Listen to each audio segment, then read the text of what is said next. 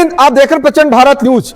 2027 विधानसभा चुनाव के कुछ महीने बचे हैं। अब हर पार्टियां अपनी अपनी तैयारी कर रही, कमर कस ली हैं। बहुजन समाज पार्टी के कार्यकर्ता, यहां जिला और तहसील के पदाधिकारी लोग हैं। हम बात करते हैं कि आखिर 2027 में कैसे बहन जी मुख्यमंत्री बनेंगी। भैया क्या नाम है आपका? राजेंद्र प्रसाद दिवाकर जी, विधानसभा प्रभारी प्रतापपुर जी। कैसे बनाएंगे सरकार आप लोग? हम लोग बूथ पर चल करके हाँ, एक एक कार्यकर्ता को बहुजन समाज पार्टी से जोड़ने का काम कर रहे हैं। हाँ, और एक एक भाईचारा को भी जोड़ने का काम कर रहे हैं। हाँ, साथ में हमारे जो बड़े पदाधिकारी वो भी जा करके हाँ, बूथ स्तर पर काम कर रहे हैं। हाँ।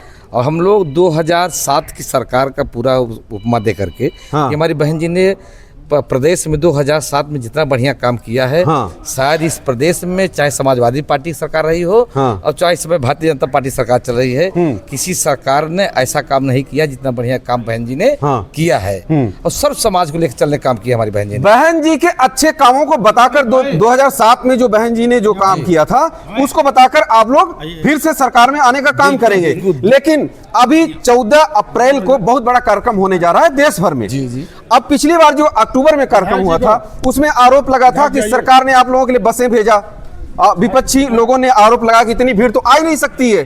तो ये जो आरोप लग रहा था, क्या ये सही था या गलत है? ये सरासर गलत है, क्योंकि हमारे कार्यकर्ता बेचारे अपने पैसे से 300 रुपए 350 रुपए बस का किराया दे करके और अपने घर से रूखी सूखी रोटी लेकर गए। अगर विपक्ष के लोग दिए होते तो बढ़िया उनको मिठाई मिलती, पूरी मिलती ना मिलती। लेकिन हमारे कार्यकर्ता अपने दम पर और अपने दम पर अपने घर से पराठा, रोटी, अचार जो उनकी व्यवस्था थी उसको लेकर गए और बता दिया कि बहन जी चुप नहीं बैठी हैं। और बहन जी के कार्यकर्ताओं ने 1 लाख 2 लाख नहीं 25, 30 लाख लोगों को पहुंचा करके ये साबित कर दिया कि हम लोग किसी से कम नहीं हैं। हम लोग किसी से कम नहीं हैं, किसी से कम नहीं है। आने वाले समय में 2007 की सरकार को हम लोग 27 में दोहराने चल रहे हैं। ये गरीबों की पार्टी है, ये कोई उद्योगपतियों की पार्टी नहीं है। ये एक वोट और एक नोट वाली पार्टी है ना यमुना भैया? जी सर। बीएसपी को कहते हैं बीजेपी की बी टीम है, बताइए सर। जो कहते हैं कि बसपा बीजेपी का बी टीम है, वो खुद बी टीम है, वो खुद बीजेपी का बी टीम है। और दूसरे को वो लांछन लगाने के लिए वो तैयार रहते हैं। ये बहुत बड़ी उनकी कमियां हैं और ये झूठ बोलने का उनका फंडा। जी सर, क्या नाम है आपका? मेरा नाम शिवमिलन गौतम है। बताइए आप लोग। पहले प्रचंड भारत न्यूज का इस कार्यक्रम में हार्दिक स्वागत एवं अभिनंदन करता हूं।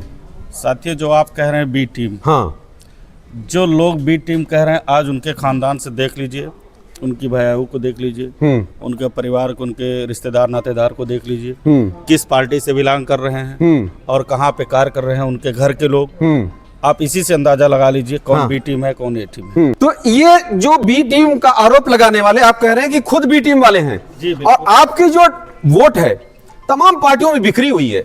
लोग ये सोच रहे थे अभी तक जो आपके कार्यकर्ता थे कि बहन जी अब राजनीति में दोबारा उभर करके नहीं आएंगी। लेकिन अब जब पिछली 9 अक्टूबर को जो रैली हुई थी, वहां से जो संदेश दिया है बहन जी ने, उससे ये कार्यकर्ताओं में तमाम जो लाखों करोड़ उनको मानने वाले, चाहने वाले लोग हैं, उनको ये लगा है कि नहीं, अब 27 में दोबारा बहन जी की सरकार बनने वाली है। लेकिन चुनौती इस बात की है ये बहुजन समाज पार्टी के पास कि जो बिखरी हुई वोट है, चाहे वो बीजेपी के पास हो और चाहे संविधान दिखा करके पीडीए का नारा दे करके जो पीडीए के लोग हैं, और चाहे चंद्रशेखर रावण जी, वो कह रहे हैं कि अब तो कांसीराम जी की जो विरासत है हमें चाहिए। कैसे इकट्ठा करेंगे बताइए? मान्यवर कांसीराम शुरुआत में ही एक बात कही थी कि जिस झंडे में मान्यवर कांसीराम साहब की फोटो होगा और जिस झंडे में हाथी का निशान होगा, समझ लेना मान्यवर साहब जिंदा है। जी ठीक है। उसी के अनुसार 2007 से 12 की सरकार चली और 4 बार की सरकार जो बीएसपी की चली है, बहुजन समाज पार्टी की आदरणीय बहन जी के नेतृत्व में जो चली है,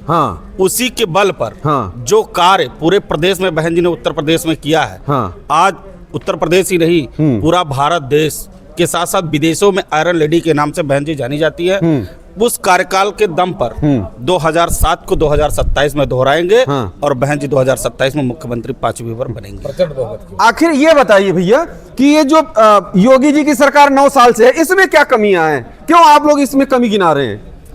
सबसे पहले प्रचंड भारत न्यूज को मैं धन्यवाद देता हूँ। हाँ और योगी जी की सरकार में हाँ लोगों को चाहिए शिक्षा, स्वास्थ्य, रोजगार। हाँ इस पर योगी जी की सरकार कोई बात नहीं कर रही है। हाँ केवल राम रहमान का नारा दे करके हाँ। लोगों को लड़ा करके हाँ। ये 9 साल सत्ता की ओर बढ़ रहे हैं। अब पूरी पब्लिक जान गई है ये केवल हिंदू धर्म के नाम पे लड़ाने वाली सरकार है। हाँ। ये रोजगार नहीं दे पा रही है, ये शिक्षा नहीं दे पा रही है, ये पढ़ाई नहीं करा पा रही है, दवाई नहीं करा पा रही है, इसलिए सारे मामले पर विफल हैं। और सबसे बड़ी बात ये है कि अभी आप देख लीजिए पंचायत का चुनाव सर पर है, सरकार एकदम उसके दम नहीं है कि हम पंचायत चुनाव सर पर करा पाए। इस तरीके से भारतीय जनता पार्टी की सारी मिशनरी फेल है और ये सरकार एकदम पूरी तरीके से फेल हो चुकी है। सरकार तो ये कह रही है, योगी जी कह रहे हैं कि सबसे ज्यादा अगर दलित और पिछड़े लोग, वंचित लोग सुरक्षित है तो हमारी सरकार में है। बताइए क्या सुरक्षित है? अभी यही ताजा घटना देख लीजिए, कौशाम्बी की परसों घटना है। हाँ। पाल समाज की साथ घटना हुई। हाँ। ये लोग क्या मदद कर दिए? अगर हमारे प्रदेश अध्यक्ष जी न गए होते हाँ। तो कोई कार्य होने वाला नहीं था। एक FIR तक सही ढंग से नहीं लिखी जा रही थी। हाँ। इस सरकार में क्या सरकार ये गरीबों के साथ थोड़ी ना दे रही है। अमीरों की सरकार है। हाँ। अमीरों का साथ देती है, अमीरों का कार्य करती है। हाँ। ठीक है, ये BSP एक ऐसी पार्टी है जो पिछड़े समाज को लेकर चलती है। हाँ। अगड़े समाज के, चाहे